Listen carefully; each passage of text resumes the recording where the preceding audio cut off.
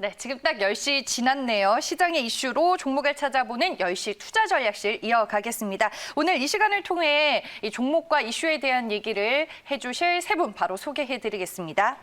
네, 엄브렐라 리서치의 윤주호 대표 그리고 삼파트너스의 조선일 대표 스튜디오에 나와 계시고요. 오늘 화상 전화 연결은 신한금융투자 서울파이낸스센터 황유현 팀장과 함께하겠습니다. 세 분 안녕하세요. 안녕하십니까. 네, 안녕하십니까. 네, 그럼 오늘 우리가 나눌 얘기 이슈부터 확인을 해보겠습니다. 네, 마지막 박앤 세일이 언제일까요? 일단은 뭐 지금 계속인 것 같은데 이 종목을 놓치면 우리가 또 후회할 수 있으니 오늘 박앤 세일 때 이 모으면 좋을 종목 얘기를 나눠보겠습니다. 세 분의 의견 바로 확인해 볼게요. 네, 먼저 윤주호 대표입니다. 내수주 위주로 포트폴리오를 짜라라고 의견 주셨고요. 조선일 대표는 BGF, SK네트워크스, M게임 놓치면 후회한다라고 의견을 주셨습니다. 네, 테마도 대장만 보라라고 얘기를 해주셨고요. 황유현 대표 확인해 볼게요. 경기 민감주 놓치면 후회한다라고 오늘 의견을 주셨습니다. 한 분 한 분 얘기를 좀 들어보도록 하겠습니다. 먼저 윤주호 대표님, 내수주로 포트를 짠다는 거는 코로나19 회복과 이 보수적인 시각으로 여전히 좀 시장을 봐야 한다라는 뜻일까요? 네, 네. 계속 2월, 3월 달에 보수적으로 말씀드린 내용에서 사실 IT나 아니면 경기 민감주들의 어떻게 보면 굉장히 아웃퍼폼이 되어 있는데 그동안 눌려있던 종목들을 좀 봐야 되지 않나라고 생각을 좀 하고 있습니다. 그래서 지금 원달러 환율이 올라가고 있는데 이론적으로는 원달러 환율이 오를 때 이제 수출 기업들 실적이 좋아져서 이런 업체들을 봐야 되는 게 맞지만 지금은 이제 어떻게 보면 리스크 온 모드에서 오픈 모드로 가기 때문에 안정적인 내수주, 그다음에 이미 다 알고 계시는 작년 대비 기저가 낮은 업체들, 오프라인에 이제 접점이 되어 있는 그런 업체들을 좀 선호하고 있습니다. 네, 알겠습니다. 일단은 지금 우리가 시장을 어떻게 좀 대응해야 할지 많은 분들이 궁금해하실 것 같은데 근데 이게 또 지수가 하락할수록 저평가 영역에 들어가는 종목들이 많아지기도 하는 거 아닌가요, 윤주호 대표님? 맞습니다. 근데 네. 이제 시장의 이제 꼭지와 바닥은 신만 알 수 있기 때문에 네. 섣부르게 하는 게 보다는 이제 저희가 이제 나와서 말씀드리는 종목들의 이제 바텀이 어디인가 그걸 보시는 게 좀 더 좋을 것 같고요. 그다음에 투자 전략은 계속 나와서 말씀드린 것처럼 2월, 3월 현금 비중을 높인 상태에서 좀 어떻게 보면은 3월 달에 FOMC가 될 때까지는 좀 관망하는 자세로 대응을 하시면 될 것 같습니다. 네, 알겠습니다. 윤주호 대표의 얘기를 먼저 들어봤습니다. 잠시 후에 종목 얘기를 좀 나눠보도록 할 거고요. 조선일 대표 테마주도 대장주만 보자라고 말씀해 주셨는데 최근 그래도 시장 조정과 하락 속에서 좀 움직이고 있는 대표적인 테마들은 어떤 것들이 있는 건가요? 대표적인 테마들을 한 3가지를 갖고 나왔습니다. 오늘 방송 내용을 잘 보시면 여러분들이 어떤 방향으로 투자를 할 것인가라고 방향성이 정해지실 건데요.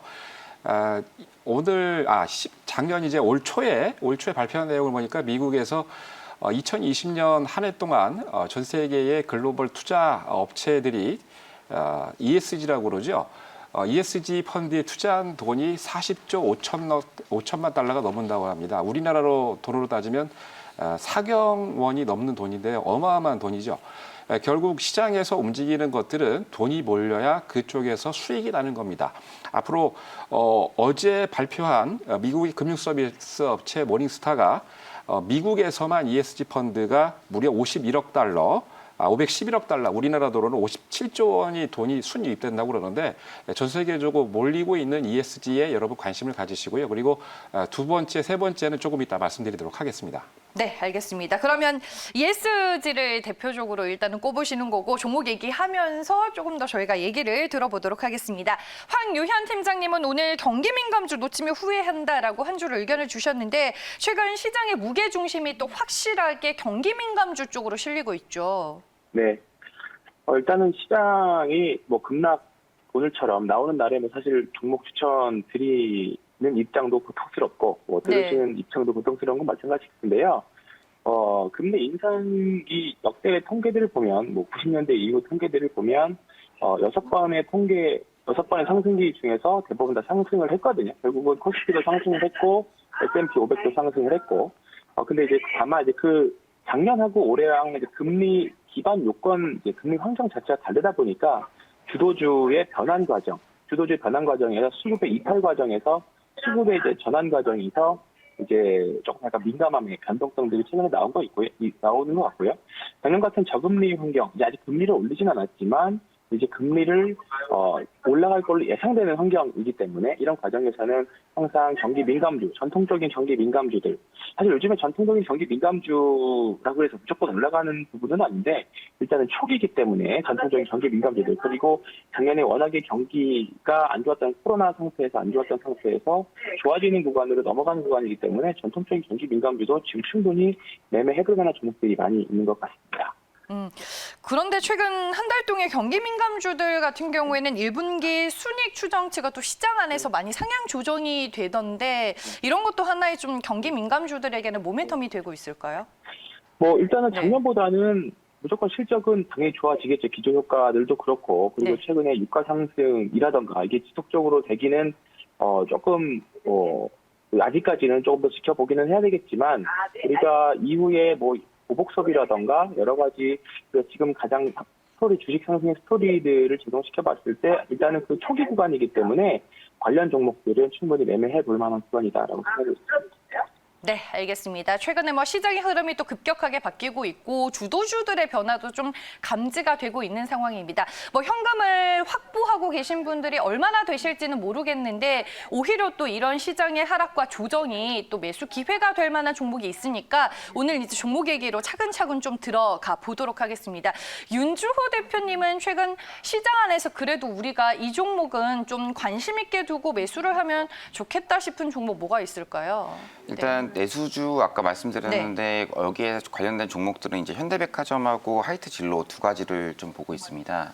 일단 현대백화점은 최근에 이제 여의도에 신규 점포 출점을 했고요.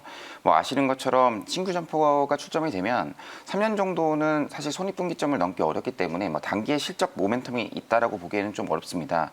다만 최근에 보시면은 이 회사는 굉장히 부가치가 싼 회사, 그러니까 PBR로 보면 최근에 한 5년 동안 저점이 0.4배 정도 됐는데 최근에 약간 올라서 0.45배 정도 되고 있거든요. 그래서 ROE의 결국 개선폭에 따라서 실적 개선 기대감이 이제 녹아들 것이다라고 생각을 좀 하고 있고요. 그다음에 두 번째로는 이제 하이트진로인데 일단 작년 2분기 때도 뭐 사실 코로나가 왔었어도 실적은 나쁘지 않았습니다. 근데 네. 이제 최근에 보면 어떤 코로나19에 관련된 뭐 3인 이상, 2인 이상 점점 이제 풀리고 있는 추세라서 이러한 추세에 따라서 어떻게 보면 주류에 대한 소비가 다시 늘어나지 않을까라는 생각으로 이제 말씀을 드리고 있습니다. 내수주 내에서는 현대백화점과 하이트진로 꼽아주셨습니다. 뭐 하이트진로는 어제 메리츠 종금증권의 음식료 업종을 담당하고 있는 김종욱 애널리스트가 출연을 해서 또 탑픽 종목으로 꼽아준 종목이기도 하고 현대백화점은 요즘에 그 여의도에 오픈한 더 서울 현대인가요? 뭐 핫합니다. 혹시 대표님은 가보셨을까요? 네, 저는 개장 이틀 전부터 이미 오픈했을 때 갔다 왔고요. 네. 그래서 가보니까 사람이 정말 많더라고요. 그다음에 뭐 여러 가지 맛집이나 이런 것들이 레스토랑이 많아서 최근에 보시면은 이제 보복 소비라고 하는데 저희가 해외 여행도 못 가기 때문에 그러한 소비들이 이제 이 백화점에 몰리고 있다 이렇게 보시면 될 것 같습니다. 그래서 오늘 뉴스 나오긴 했지만 뭐 VVIP 기준이 뭐 연간 사용액이 한 1억 5천만 원 이상 돼야 되는데 지금 2억 정도 쓰더라도 VVIP가 될 수 없다라는 그런 내용이 나오는 걸 봐서는 내수로 소비가 이제 어떻게 보면은 턴어라운드 하고 있다 이렇게 보시면 될 것 같습니다. 네, 알겠습니다. 그 외에 내수주 외에 좀 우리가 사볼 만한 종목 더 있을까요? 뭐 오늘 뭐 전반적으로 다 하락하기 때문에 뭐 저도 이제 종목을 말씀드리기가 좀 그런데 네. 이제 HRS라고 이제 아이오닉 쪽 관련된 전기차 부품 소재 업체가 있습니다. 그래서 예전에 한번 소개를 해주셨죠, 한번 새벽에. 했고 이제 아이오닉 출시된 이후에 이제 모멘텀이 빠져가지고 주가가 좀 빠졌는데요. 네. 뭐 다시 한번 말씀드리면은 이제 이거는 이제 고무 제품을 기반으로 한 업체라고 보시면 될 것 같은데 원재료인 메탈실리콘 가격이 빠지면서 스프레드가 벌어졌습니다. 그래서 작년에 벌써 이미 영업이익 100억을 찍었고 올해도 한 120억 정도 보고 있는데 지금 아이오닉 어떻게 보면은 모멘텀이 지금 사라진 상태에서 주가가 어느 정도 빠져 있는 상황이라서 다운사이드가 굉장히 적다라고 저는 생각을 좀 하고 있습니다. 그래서 올해 실적으로 예상 실적으로 보더라도 연간 멀티플이 한 8배, 9배에서 지금 거래가 되고 있기 때문에 어느 정도 기간 조정이 나온 이후에는 다시 한번 반등을 노릴 수 있지 않을까 이렇게 생각을 좀 하고 있습니다. 네, 알겠습니다. 오늘 조선일 대표님은 일단은 ESG 먼저 말씀을 해주셨습니다. 저는 뭐 ESG 하면은 뭐 4대 그룹 기업, 뭐 지주 회사가 좀 제일 대표적으로 떠오르기는 하는데 종목으로 들어가 보면 어떤 것들이 있을까요? ESG에 적합한 기업 중에 하나가 이제 BGF입니다. 네. BGF 같은 경우는 ESG에 적합할 뿐만이 아니고 지금 3세 경영으로 넘어가고 있죠. 장남이 대표이사를 맡고 있고 자회사인 에코바이오 BGF 에코바이오의 차남이 지금 맡고 있는데 전체적으로 ESG에 적합한 회사이면서 차세대 경영에 눈을 돌려야 될 때인 것 같습니다. 본 동회사는 자회사 BGF 리테일이 작년 코로나 사태에도 불구하고 마트 업체에서는 1등이죠. 매출과 영업이익이 탁월하고요. 그리고 말씀드린 대로 차남이 BGF 에코바이오라는 신규 사업을 확장을 하면서 진입을 하고 있고 그리고 지난달이죠. 2월 26일 날 신규 자금 투입을 위해서 이천에 갖고 있던 사우스 스프링스 골프장을 매각하면서 1,500억 원을 유입했습니다. ESG에 적합하다는 걸 조금 강조하기 위해서 말씀을 드리면요. 이 회사가 작년 2020년 ESG 평가에서 A등급을 받았는데 전체 평가를 받고 있던 기업들의 80% 이상이 B등급이었습니다. 그리고 소매업체, 유통업체에서는 유일하게 이 회사가 A등급을 받았는데 그 외에 S 사회적 기업 활동 등을 보면 상당히 탁월합니다. 전국에 15,000개의 CU 점포 그리고 30개의 유통 서비스망을 통해서 국가 재난 지원 프로젝트를 하고 있는 BGF 브릿지를 하고 있고요. 미아와 아동학대 예방 시스템인 ICU 그리고 취약계층 자활 사업인 CU 새싹 가게 그리고 장애인 일자리 창출 프로그램 CU 투게더를 하고 있는데 그만큼 탁월한 그런 기업이고요. 차트를 보시면은 이 기업의 차트가 가격이 더 예술입니다. 지금 현재 2017년도에 74,000원이었던 이 주가가 현재 5,800원이거든요. 현재 가격이. 근데 이 종목이 재미있는 것은 계속 꾸준히 100원 이상을 배당을 주고 있다는 얘기죠. 5,000원대 가격을 사시면은 2% 이상의 배당을 받을 수가 있습니다. 장기적으로 투자하시는 분들은 메리트 있게 지켜보실 그런 종목이라 보여집니다. 네, 알겠습니다. ESG 테마 내에서는 BGF를 꼽아주셨고요. 최근에 또 테마 하면은 메타버스 관련주들을 빼놓을 수가 없는데 이쪽에서도 대장주만 봐야 될 것 같은데 현재 대장주는 뭘까요, 대표님? 현재 대장주는 N게임이라고 제가 말씀드리고 싶습니다. 네. 왜냐하면 지금 그 메타버스 관련해서 이제 하반기 때 삼성전자가 VR 2018년도까지 VR 고글 오디세이 제품이죠. 브랜드명을 가서 2018년도까지 나오다가 제품이 안 나오고 있고 그리고 기어 VR 같은 경우도 2015년도부터 2019년까지 나오다가 2020년부터 안 나와서 모든 전문가들이 이제 VR 시장을 접은 거 아니냐라고 그랬는데 뭐 잘 아시겠습니다만 페이스북 같은 경우는 오큘러스 자회사를 갖고 있죠. 마켓쉐어에서 1등을 하고 있는데 그 회사뿐만이 아니고 마이크로소프트도 여러 엑스박스에서 VR 고글을 사용을 하고 있고요. 그리고 얼마 전에 구글도 자회사 게임사를 통해서 VR 고글을 런칭하고 있고 그리고 가장 중요한 것은 삼성전자의 대항마인 애플이 얼마 전에 가장 저렴한 가격으로 훌륭한 VR 고글을 출시를 했습니다. 삼성전자가 특이한 이점은 작년에 VR 시장에서 철수할 줄 알았는데 작년에 미국의 특허청에다가 VR 관련해서 특허를 냈고요. 그리고 얼마 전이죠. 1월 달에 전 세계에서 특허를 갖고 있는 곳이 헤이그인데 헤이그 특허청에다가 VR과 AR을 합친 게 MR입니다. MR 고글을 출시했는데 이 MR 고글이 기본적으로 벌꿀의 눈 모양처럼 하고 있다고 그러는데 아마 하반기 때 이슈가 되고 있는데 제가 M게임을 말씀드리고 있는 이유는 VR에서 원래 삼성전자가 빠져나오려고 했던 가장 큰 이유가 핵심 킬러 콘텐츠가 없어서 그렇습니다. 근데 킬러 콘텐츠 성공한 사례들을 보면은 2003년도에 출시를 했던 미국의 린든랩의 세컨 라이프 여기서는 얼마 전에도 가시화가도 이슈가 됐습니다만 10대 청소년들이 몇십억 이상을 돈을 번다고 합니다. 왜 그런가라고 봤더니 린든랩에서 그 게임 내에서 린든 달러를 사용을 해서 여러 가지 물건들을 사고 팔 수가 있습니다. 심지어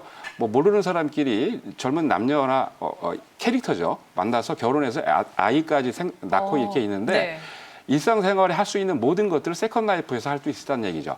더 재미있는 거는 공식 사이트에서 린든 달러를 미국의 달러로 바꿔서 실제로 오프라인해서 사용할 수 있다고 합니다. 뿐만이 아니고 다음 주 3월 10일 날 미국의 또 나스닥에 상장하는 기업이 있죠. 바로 그 상장하는 기업이 있는데 그 기업이 10대들이 좋아하는 레고로 만든 로봇 같은 그런 이미지를 가지고 3월 10일 날 상장을 하는데 그 회사도 굉장히 이슈화가 되고 있고 상장하기 위해서 갖고 있는 조건이 매출 영업이익이 탁월합니다. 그 회사가 바로 로블록스인데요. 이 회사들 가만히 보면은 킬러 컨텐츠 말씀드린 것처럼 메타버스에 관련된 것 중에서 이미 게임뿐만이 아니고 플랫폼까지 갖춘 회사죠. 바로 이 M게임이 바로 그런 회사입니다. 왜 그러냐면 M게임은 이미 오래전부터 자회사에 블록체인을 갖고 있는 자회사가 지금 현재 가상화폐를 만들고 있고요. 그리고 여기 게임 내에서 물건을 사고 팔 수 있는 플랫폼이 갖춰져 있기 때문입니다. 주가가 급등을 했지만 조금 네. 조정을 보인다면 여러분 관심을 가지면 좋을 것 같습니다. 네, 알겠습니다. 최근 또 주가 상승이 상당히 눈에 띄었던 N게임의 주가 상승 모멘텀에 대해서 설명을 해주셨고요. 추가 상승 흐름 전망을 해주셨네요. 황효현 팀장님은 오늘 경기 민감주를 얘기해 주셨는데 일단은 뭐 지금 변동성이 있는 시장이지만 경기 민감주 위주로 포트를 재변경하는 전략이 필요하다라고 말씀해 주셨고 그 안에서 가장 모멘텀이 강한 종목 뭐라고 보세요? 뭐 여러 가지 네. 종목들 시장 상승에 이야기가 있는 종목들이 많이 있긴 한데요. 첫 번째는 효성입니다. 일단은 효성이라고 생각을 하면 뭐 섬유나 화학, 뭐 중공업 같은 정통 산업들에 대해서 많이 이제 사업 포트폴리오를 많이 가지고 있는 기업인데요.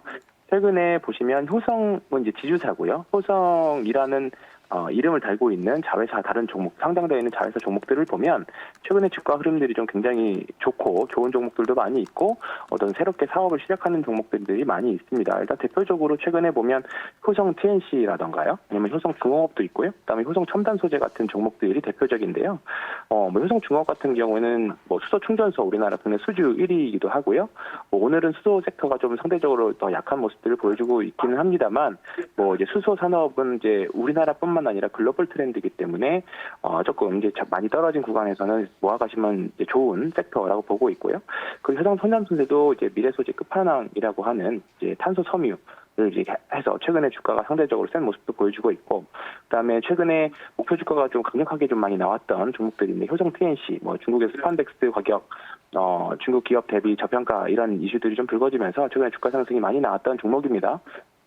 이런 것들이 어떤 것을 의미하냐면 일단은 기업의 주가가 크게 상승하는 거는 이제 전통적인 밸류에이션에서 새로운 밸류에이션을 줄 때가 많이 상승을 하거든요.